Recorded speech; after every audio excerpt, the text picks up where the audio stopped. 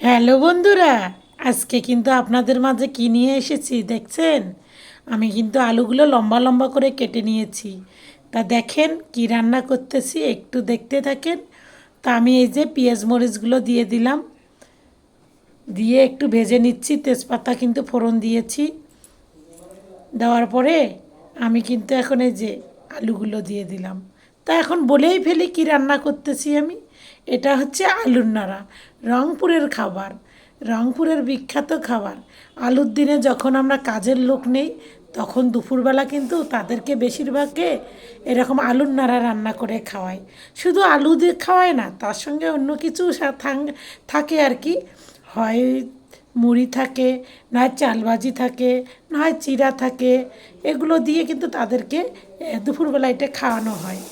তা আমি হচ্ছে লবণ হলুদ হচ্ছে পরিমাণ মতো দিয়ে একটু সামান্য জল দিয়ে আবার ঢেকে দিয়েছি সিদ্ধ হওয়ার জন্য। সিদ্ধ তো তাড়াতাড়ি হয়ে যাবে। তা হওয়ার পরে দেখেন জলগুলো কিন্তু শুকিয়ে গেছে। আমি একদম নাড়াচাড়া করে নিয়ে তারপরে ওর মধ্যে 1 চামচ আদা রসুন বাটা দিয়ে দিলাম।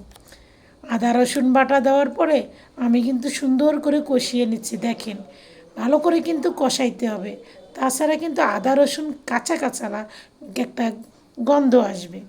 এই জন্যে ভালো করে কষিয়ে নিচ্ছি। তাহলে এই যে এটার মধ্যে আমি দেখাইলাম না, এটা হচ্ছে ধনে জিরে আর গরম মশলার গুঁড়ো একসঙ্গে করা আছে। তা আমি ওই গুঁড়াও 1 চামচ দিয়ে দিলাম। বেশি দেওয়া লাগবে না, ওই 1 চামচ দিয়ে দিছি। তাই দেখেন আমি আবার কষিয়ে নিচ্ছি। একটু একটু করে কি করতেছি, আর জল দিচ্ছি, দিয়ে আবার কষিয়ে নিচ্ছি। দেখেন একদম ভালো করে কিন্তু একদম কষানো হয়ে গেছে। আবার একটু জল দিলাম, দিয়ে আবার একটু করে কষিয়ে নিচ্ছি। মানে যত কষাবেন একটা আলুর, সেই আলু হোক বা সেই খাবারটার কিন্তু একটা টেস্ট আলাদা। তা আমি এই যে একটু একটু করে জল দিয়ে দিয়ে কষিয়ে কষিয়ে নিচ্ছি। তা আমার কিন্তু রান্না প্রায় শেষের দিকের। একটু গামাখা গামাখা, গামাখাও না একদম যে ঝোল তা না, একদম গায়ে গায়ে। আমার কিন্তু দেখেন কোনো ঝোল নাই কিন্তু, আমি কিন্তু সুন্দর করে কষিয়ে কষিয়েই নিচ্ছি। তা কি বন্ধুরা, খেতে ইচ্ছে করছে আমার রেসিপিটা দেখে?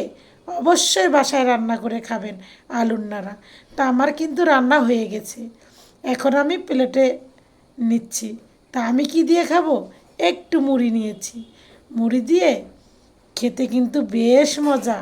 একবার হলেও ট্রাই করে দেখবেন কীরকম লাগে, যদি আপনারা না খেয়ে থাকেন।